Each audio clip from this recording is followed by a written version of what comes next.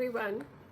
We will be talking about Indradev and his realm and his energies and how we can connect to him for manifestation purpose.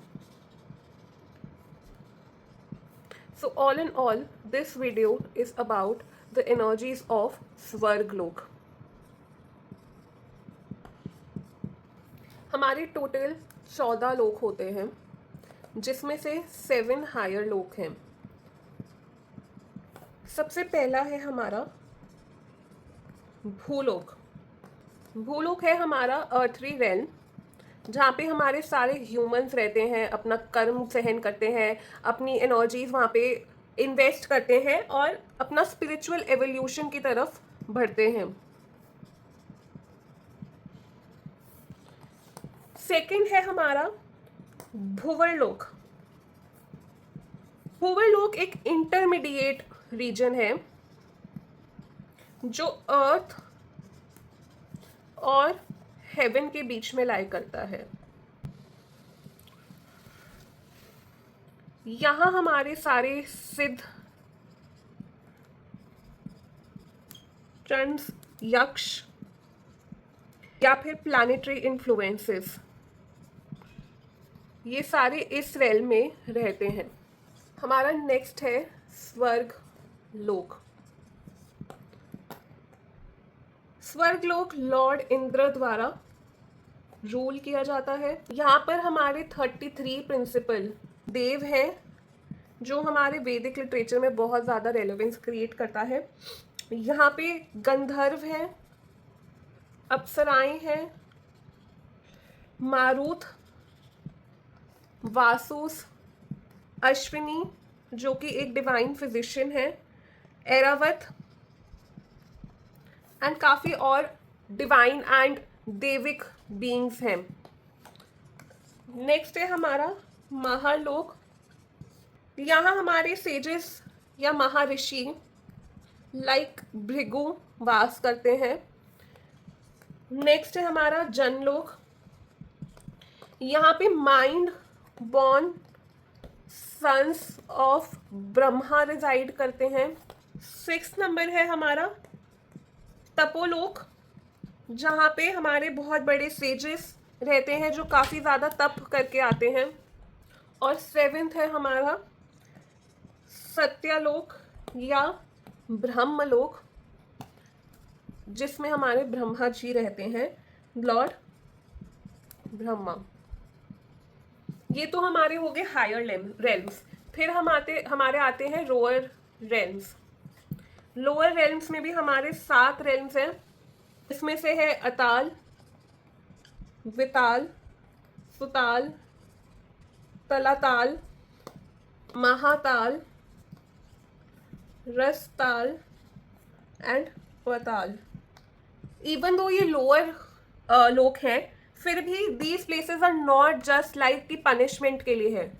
ये punishment वाले लोग नहीं है directly. They have been described by Puranas as the space of Nagas, daityas and many powerful beings. अब हमने basic understanding of सारे लोक तो समझ लिए हैं, लेकिन अब इनमें इंद्रलोक से हमने समझ ही लिया है कि स्वर्ग लोक है. ठीक है. द रूलर ऑफ स्वर्गलोक, he is the king of Dewas, wielder of Vajra. To give you a reference, this is a brass reference of Vajra. This is an अस्त्र जो एक बहुत ही पावरफुल अस्त्र है. फिर है conqueror of chaos, protector of humanity, bestower of rain and fertility, one who restores cosmic order. अब इंद्र को डिफाइन करने के ना 2 वेज हैं. एक है आपका ऋग्वेद और एक है आपका पुराण. जो ऋग्वेद है वो एक डिवाइन बीइंग की तरह रिप्रेजेंट करते हैं, जो कि son of Aditi and Kashyap, जो किंग ऑफ देवास है, वो मतलब एक इंसान है, बट यहाँ पे पुराण में इनको डिफाइन किया गया है एज अ टाइटल कि इंद्र एक स्वर्ग लोक के लिए एक टाइटल की तरह है, जो रूलर ऑफ ऑल देवास रहेंगे। और कहा जाता है जो नेक्स्ट हमारे इंद्र होंगे वो होंगे बाली, क्योंकि उनको ये वरदान मिला गया है, it is not visible so yes, तो उनको एक वरदान मिला गया है कि रामायण के केस में कि वो नेक्स्ट इंद्र बनेंगे। तो तभी जो हम लोग उनके बारे में एक डिस्कशन रखते हैं कि इंद्र एक ऐसी एंटिटी है जो देव है लेकिन उनमें काफ़ी ऐब हैं, तो वो अपनी पोजीशन के लिए उनको हमेशा प्रूफ देना पड़ेगा based on their eligibility. Even जो स्वर्ग लोक के हमारे जो देव हम कहते हैं कि रूलर हैं, उनको भी अपनी योग्यता प्रूफ करनी पड़ती है, और तभी वो उस जगह के प्रेसिडेंट हम कह सकते हैं या किंग बन सकते हैं। और ये किंग कब चेंज होते हैं, ये स्वर्ग लोक के किंग कब चेंज होते हैं? एक होता है मनवंतर, जो कि होता है 1 डे इन ब्रह्मलोक, और ये 1 डे इन ब्रह्मलोक होता है 4.32 बिलियन ह्यूमन ईयर्स। तो इतने वक्त के लिए हमारे एक इंद्र अलॉटेड होते हैं। हमारे 14 मनवंतर है जो कि आप रिसर्च कर सकते हैं। उसमें से जो हमारा करंट मनवंतर चल रहा है वो है वैवस्वत, और इसके जो वैवस्व के इंद्र है वो है पुरांदर। आप इन टर्मिनोलॉजीज के बारे में समझ सकते हैं क्योंकि देयर आर डिफरेंट 14 मनवंतर एंड 14 डिफरेंट इंद्र जो इस ऑफिस को लेते हैं या किंग बनते हैं, और फिर वो हमारा चेंज होते रहते हैं। तो it's like a presidential office. तो इंद्र कभी भी फिक्स्ड नहीं है, he keeps on changing. In short अगर हम एक चीज समझना चाहे, even the ruler of heaven is bound by काल यानी कि टाइम, कर्म यानी कि एक्शन, एंड कॉस्मिक साइकिल्स। और इन्हीं के दौरान हमें जो मैनिफेस्टेशंस करनी है उनके लिए हम इंद्र का आवाहन या इंद्र के ऑफिस का आवाहन, उन रूलर का आवाहन कर रहे हैं, या फिर उसके अलावा उनके जो स्वर्ग लोक में एलिमेंट्स हैं उनके थ्रू हम क्रिएट कर रहे हैं। जैसे उनमें से एक एलिमेंट है हमारा कल्पवृक्ष, एरावत। Airavat who is Airavat? एरावत इंद्र के एलिफेंट हैं जो रिप्रेजेंट करते हैं रॉयल अथॉरिटी, प्रॉस्पेरिटी, स्ट्रेंथ। और कल्पवृक्ष क्या है? Wish fulfilment tree, wish fulfilment tree. उसके अलावा है इंद्रधनुष जो कि है रेनबो, नंदन गार्डन जो कि आपका रेलिवेंट करता है प्रॉस्पेरिटी से, या कुछ भी जो चीज है वो ग्रो एंड ब्लूम कर रही है। इसके अलावा है अमरावती जो कि है सिटी ऑफ हेवन और इंद्र।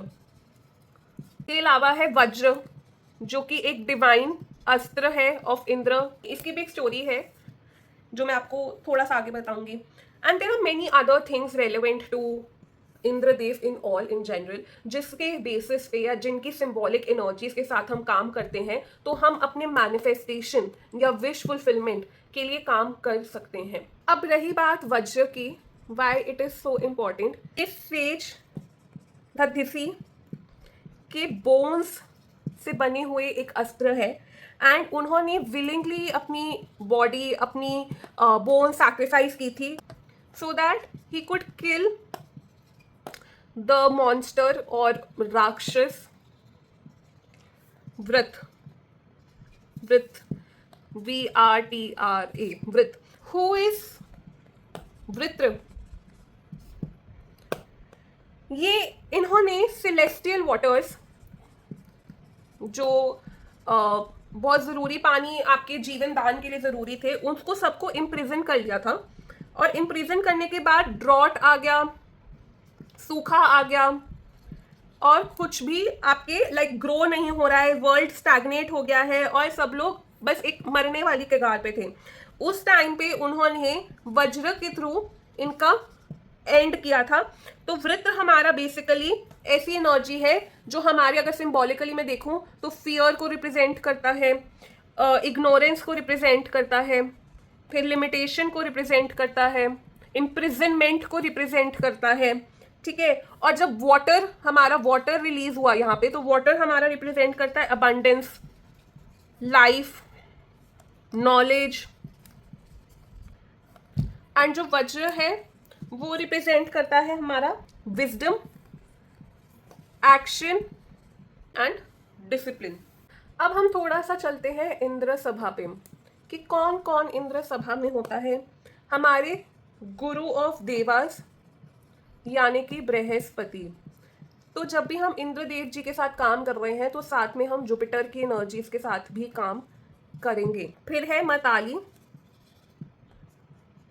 जो कि है चैरियोटर ऑफ इंद्रदेव। विश्वकर्मा, जो कि है डिवाइन आर्किटेक्ट। इसके बाद है अश्विनी कुमार, जो कि है आपके डिवाइन फिजिशियंस, जो आपके डॉक्टर्स, जो आपका ध्यान रखते हैं हेल्थ का। फिर है deities like Agnidev, Varun Dev, Vayudev, Somdev, Kuber, he is a yaksha, then Yam and many more like them. फिर है हमारे गंधर्व, ये है हमारे डिवाइन म्यूजिशियंस। फिर है हमारी अप्सरास, ये है हमारे डिवाइन परफॉर्मर्स। मोस्ट इंपॉर्टेंटली हमारे हैं ऋषिस, जो कि हमारे को गाइडेंस देते हैं on divine matter. Why it is important to know all these people or all this celestial administration is because हम लोग इन्हीं का ही सिंबॉलिक इन्वोकेशन या इन्हीं का ही सिंबॉलिक प्रेजेंटेशन करते हैं अपनी प्रैक्टिसेस में, so that we can go ahead and work towards with Indradev and Indradev lok. Now I come down to one thing, Indradev के कुछ नेम्स जो उनके आर्केटाइप्स या उनके बारे में बताते हैं। यूजुअली हम इसको एपिथेट्स बोलते हैं इन वेस्टर्न लैंग्वेज।